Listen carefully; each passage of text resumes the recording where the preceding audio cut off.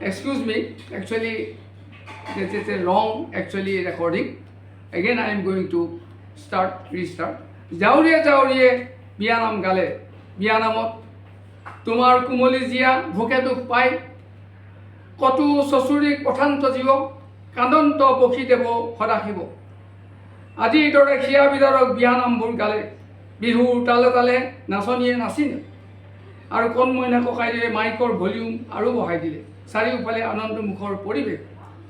এনে পৰিৱেশত কোনে কি কৈছে কোনেও শুনা নাপায় তাৰপিছত 29 খেলাই 29 খেলিছে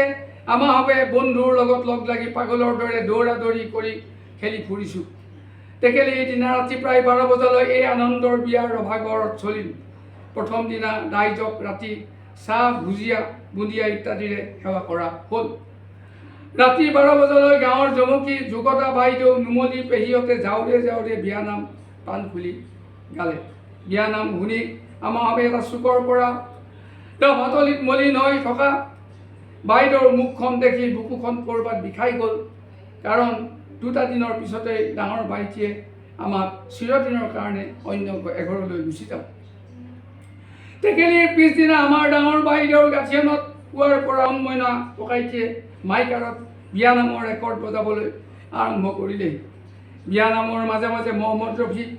লতা মংগেশকাৰ ভূপেন্দাৰ অতি শুৱলা গানৰ ৰেকৰ্ড বজালে লগে লগে পুৱাৰ পৰা গাঠিয়নৰ উলহ মালহ হ'ল দেউতা মোমাইটিহঁতৰ গাত তত নাই কাৰণ পুৱা 10 বজাত দৰা ঘৰৰ পৰা জোৰো নাই আমাৰ দূৰ দূৰণিৰ মিতিৰ কুটুম সকলো আহিছে সেইদিনাৰ পৰা গাঁৱৰ প্ৰত্যেকৰ ঘৰতে মিতিৰবিলাকক ভাগে ভাগে ভাত খোৱাৰ ব্যৱস্থা কৰিছে মাইকাৰত বিয়ানামবোৰ শুনি ডাঙৰ বাইদেৱে কণনা ভাৱেৰে অনবৰত আছে আৰু তাকে দেখি দেউতায়ো মাজে মাজে বৰজীকৰ মুখলৈ মলিন মুখখনেৰে চাই মোমাইটি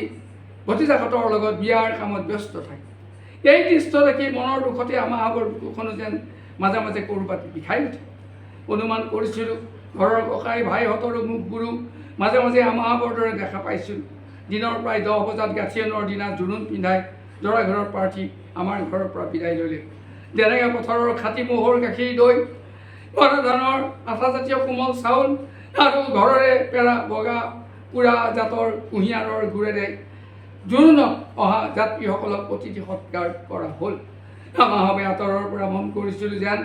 যাত্ৰীসকলে টকালি পাৰি পাৰি অতি তৃপ্তিৰে এই জলপান খালে আৰু দেখিছিলোঁ বহুকেইজন কয় যেনে পিছত সম্ভৱ খাবলৈ ভাল পায় 3-4 বাৰ পৰ্যন্ত দৈ কোমল চাউল আৰু গুড় লৈছিল আপোনালোকৰ বহুতে সম্ভৱ জানে জেৰেঙা পথাৰৰ দৈ খোৱাৰ কাৰণে অতি উত্তম কাৰণ এই দৈ গাখীৰৰ কলহটো মুখখন খুলি উগুলিয়াই দিলেও দৈখিনি ওলাই মাটিত পৰি নাযায় যাত্ৰীসকলে এনেদৰে খোৱা দেখি আমাহাবৰ জিভাৰ পানী পৰিবলৈ ধৰিলে আৰু ৰভাখনৰ বাৰাণ্ডা ফালৰ পৰা চুকৰ পৰা অনুমান কৰিলোঁ যে জোৰোণত অহা যাত্ৰীসকলে নিমুখতে দুটা ডাঙৰ কলহৰ দৈ খাই শেষ কৰিলে তাকে দেখি আমাহাবৰ চকু কপালত উঠিল মনতে ভাবিলোঁ বিয়াত গাখীৰে যদি নাতে তেতিয়া কি হ'ব এই মানুহবোৰ ইমান খকুৱা নিশ্চয় আমাৰ বাইদেউৰ জোৰোণত খাম বুলি আহিছে দেখিলোঁ প্ৰায় প্ৰত্যেক একোটাহত গেৰেলা পেট কৰি দমনি পিটি খালে মনত পৰে আমাহাবৰ দিনত বিয়াত জোৰোণতে হওক বিয়াতে হওক আমাৰ ফালে গাঁওবোৰত না দৰা ঘৰৰ মানুহক ভাত খোৱা নহয় আজিকালি এই নিয়মৰ পৰিৱৰ্তন হ'ল লাহে লাহে সন্ধিয়া আহিল জোৰোণৰ দিনাও ৰাতি মাইকাৰত গান জীয়ৰী বোৱাৰীৰ জাউৰী জৰে বিয়া নাম আৰু আমাৰ ঘৰৰ আগফালৰ পিছফালে থকা ডাঙৰ ৰভা দুখনৰ য'ত ত'ত তাচ খেলি ইত্যাদি বিভিন্ন ৰং ৰহস্যৰে আমাৰ ডাঙৰ বাইদেউৰ বিয়াৰ গাঠিয়নৰ দিনটো পাৰ হ'ল আজি আমাৰ ডাঙৰ বাইদেউৰ বিয়া হ'বলগীয়া ভিনীয়ে বাইদেউক অন্তিত সাগি কৰি নিজৰ ঘৰলৈ নিবগৈ কাইলৈৰ পৰা বাইদেউ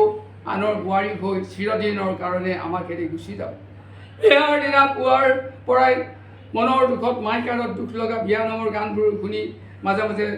য'ত ত'ত বহি পৰিছোঁ কাৰণ কালিৰ পৰা মোক কোনে হাতত ঊল গুঠি পঢ়ুৱাব কোনে মোৰ স্কুললৈ যোৱা চুৱেটাৰটো গুঠি দিব দেউতাৰ অনুপস্থিত ঘৰখন কোনে তদাৰক কৰিব ইত্যাদি এনে বহুত কথা মনলৈ আহে কেইবাবাৰো বাৰীৰ চুকত থকা পানী খোৱা পুখুৰীটোৰ কাষতে থকা খেৰৰ ঘৰটোৰ খেৰবোৰৰ মাজত বিয়াৰ দিনা বহুবাৰ বহু সময় মনৰ দুখত বহি পৰিলোঁ কিয় জানো অজানিতে সেইদিনা ধান খেৰৰ ঘৰটোৰ ভিতৰতে মোৰ চকুৰ পৰা ধাৰ ধাৰ পানী পৰিল। মনতে ভাবিলোঁ ডাঙৰ বাইদেউ গুচি গ'লে কালিৰ পৰা আমাৰ ঘৰখন কি হ'ব? কাৰণ আমাৰ ডাঙৰ বাইদেউৰ গাত কি গুণ নাছিল? ৰূপে গুণে পুৰা সুলনা। বাইদেউ আমাৰ বৃহৎ খলগুৰি মৌজা অঞ্চলৰ জীয়াৰীবোৰৰ মাজত সঁচাকৈ এগৰাকী অতি আদৰ্শৱান ছোৱালী আছিল। বাইদেউৰ কণ্ঠটো অতি শুৱলা আছিল। বিয়া ঘৰত বিয়ানাম দিলে বা হৰি কীৰ্তন কৰিলে শুনিলে শুনি থাকিবলৈ মন যায়। ঊল গোঠা, বোৱা কটা, ঘৰকৈ মাটি ৰোৱা, ধান দোৱা, জাকৈৰে মাছৰীয়া তলিত আনতকৈ বেছি মাছ ধৰা আৰু এগৰাকী অতি মেধাৱী শিক্ষয়িত্ৰী আছিল। বাইদেউৰ ছালখন কিন্তু অতিপাত বগা নহ'লেও কৃষ্ণবৰণী আছিল। দীঘলীয়াকৈ নাকটিৰে পদুম সদৃশ চকুজুৰিৰে হাইলাক এগৰাকী অতি উত্তম পদ্মিনী নাৰী আছিল। সঁচা আমাৰ ডাঙৰ বাইদেউ জীয়াৰীকালত কিমান যে ৰূপে গুণে অনুপমা আৰু অতি জাকত জিলিকা আছিল। সেইকাৰণে বিয়াৰ আগলৈকে বাইদেউৰ চাৰিওফালে বহুত ঘুমৰাই আঁতৰে আঁতৰে উৰি ফুৰিছিল। এই বিয়াকৰ চকীদাৰী কৰিছিলোঁ সৰু বাইদেউৰ লগতে আমাহঁত। সৰু বাইদেউৰ লগত আমাহঁতক দেখিলেই ভোমোৰাবোৰে আঁতৰৰ পৰা ডাঙৰ বাইদেউ চকু মাৰি গুচি যায়। So let us stop today this part of autobiography, and another day I will read the other part. Probably I think you are very happy to listen the marriage ceremony of my eldest sister. Thank you very much. If anything wrong, excuse me.